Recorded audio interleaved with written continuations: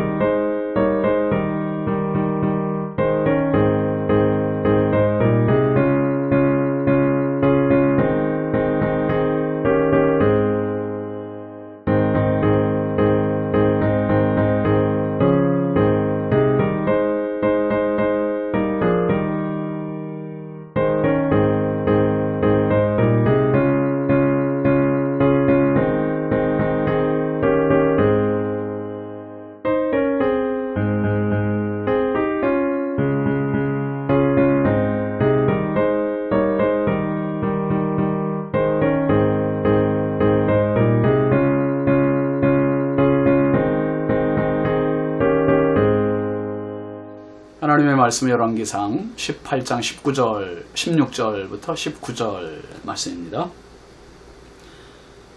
오바댜가 가서 아합을 만나 그에게 말하며 아합이 엘리야를 만나러 가다가 엘리야를 볼 때에 아합이 그에게 이르되 이스라엘을 괴롭게 하는 자여 너냐. 그가 대답하되 내가 이스라엘을 괴롭게 한 것이 아니라 당신과 당신의 아버지의 집이 괴롭게 하였으니 이는 여호와의 명령을 버렸고 당신이 바알들을 따랐음이라. 그런즉 사람을 보내 온 이스라엘과 이세벨의 상에서 먹는 바알의 선지자 450명과 아세라의 선지자 400명을 갈멜산으로 모아 내게로 나오게 하소서. 아멘. 오늘 말씀 제목은 단판입니다. 단판. 여러분, 하나님은 역사 속에서 하나님의 일을 위해 수많은 하나님의 종들을 사용하셨습니다. 하나님의 종들은 하나님께서 부르신 소명 또 보내신 사명에 젖어서 임무를 수행했었죠. 특별히 모세 같은 경우는 미디안에서 40년 광야 생활을 보내고 하나님의 부르심을 받아 바로 앞으로 갑니다. 자기 의지를 굽히고 하나님께 순종한 겁니다. 자기는 말을 잘못한다고 했잖아요. 입이 뻣뻣하고 혀가 둔한 자다, 그런 말을 하기도 했습니다. 보낼 만한 자를 보내십시오, 그런 말을 했습니다. 그러나 말씀에 순종하고 바로와 단판을 지으러 간 겁니다. 모세가 출애굽기 5장 1절에 보면 그렇게 말하잖아요. 그 후에 모세와 아론이 바로에게 가서 이르되 이스라엘 하나님 여호와께서 이렇게 말씀하시기를 내 백성을 보내라. 그러면 그들이 광야에서 내 앞에 절기를 지킬 것이니라 하셨나이다. 핵심은 그겁니다. 모세가 바로에게 단판 지으러 온 핵심은 내 백성을 보내라. 하나님의 백성들 보내라는 거예요. 하나님의 대사로서의 사명을 감당을 하고 있는 겁니다. 그러자 애굽의 바로 왕이 순순히 들을 리가 없지요. 5장 출애굽기 5장 2절 보면 바로가 이르되 여호와가 누구이기에 내가 그의 목소리를 듣고 이스라엘을 보내겠느냐. 나는 여호와를 알지 못하니 이스라엘을 보내지 아니하리라. 여러분, 무시도 이런 무시가 없습니다. 이것은 모세를 무시한 게 아니죠. 지금 누구를 무시한 겁니까? 이스라엘 백성들의 신 하나님을. 여호와가 누구이기에 그러면서 나는 여호와를 알지 못한다. 그럼에도 불구하고 모세는 이 한 판으로 끝나면 안 되는 거였습니다. 두 번째 또 가야 됐고 세 번째 또 가야 됐고 계속해서 10번의 단판을 통해서 결국은 이스라엘을 탈출시키고 그리고 하나님의 주신 사명을 감당을 한 겁니다. 이런 단판을 위해서 나선 사람이 오늘 본문의 엘리야입니다. 16절 17절 말씀 보면 오바댜가 가서 아합을 만나 그에게 말하며 아합이 엘리야를 만나러 가다가 엘리야를 볼 때에 아합이 그에게 이르되 이스라엘을 괴롭게 하는 자여 너냐. 그렇습니다. 엘리야의 전달을 받은 오바댜가 아합 왕에게 심부름을 했잖아요. 그러자 아합 왕이 엘리야를 보러 왔습니다. 그리고 엘리야를 만났어요. 3년 6개월 만에 만남입니다. 근데 지금 아합 왕의 말을 보세요. 태도를 보세요. 얼마나 도끼가 올라 있는지. 3년 6개월 동안 비가 내리지 않았어요. 이 비 내리지 않음이 자기들이 섬기는 우상 바알이 진노해서가 아니라 엘리야 선지자 탓이라고 지금 아합 왕은 생각을 하고 있는 겁니다. 그래서 엘리야 선지자를 몹시 미워하고 또 찾고 있었고 그런데 찾지를 못했잖아요. 근데 이렇게 되자 그 아합 왕이 엘리야에게 뭐라고 얘기해요? 이스라엘을 괴롭게 하는 자여. 엘리야의 이름을 부르는 대신에 엘리야 선지자가 이스라엘을 괴롭게 하는 장본입니다. 그렇게 지금 떠넘기고 있습니다. 적반하장입니다. 아합이 얼마나 분노했는지 볼 수 있는 장면이지만 누가 누구를 괴롭힌 겁니까? 아합이 이스라엘을 괴롭게 한 자 아니었습니까? 여러분 지금 이 장면을 보면 엘리야 선지자가 그리 시냇가로 도망을 갔고 숨었고 사르밧 과부에게 또 가야 됐고 했던 그런 장면들이 이해가 되지 않습니까? 엘리야 선지자가 아합 왕에게 대답을 합니다. 18절 말씀 보면 그가 대답하되 내가 이스라엘을 괴롭게 한 것이 아니라 당신과 당신의 아버지의 집이 괴롭게 하였으니 이는 여호와의 명령을 버렸고 당신이 바알들을 따랐음이라. 입은 삐뚤어져도 말은 바로 하라는 말이 있잖아요. 지금 엘리야 선지자는 아합 왕의 태도, 아합 왕의 말을 바로 지적해주고 바로 잡아주고 있는 겁니다. 지금의 사태, 즉 이스라엘의 3년 6개월 동안 비가 오지 않은 가뭄은 또 이슬도 내리지 않았잖아요. 이 혹독한 가뭄은 엘리야 자신의 탓이 아니라 당신과 당신의 집이 괴롭게 하였다 그랬습니다. 왕과 왕의 집, 즉 누굽니까? 왕의 집이 이세벨이에요. 이세벨. 이방 여인 이세벨이 가지고 온 그 우상들, 바알과 아세라 우상 탓이었다. 왕과 왕의 집 탓이다. 이렇게 분명히 지적을 했습니다. 그들이 한 짓이 뭐였습니까? 여호와의 명령을 버렸고 당신들이 바알들을 따랐음이라.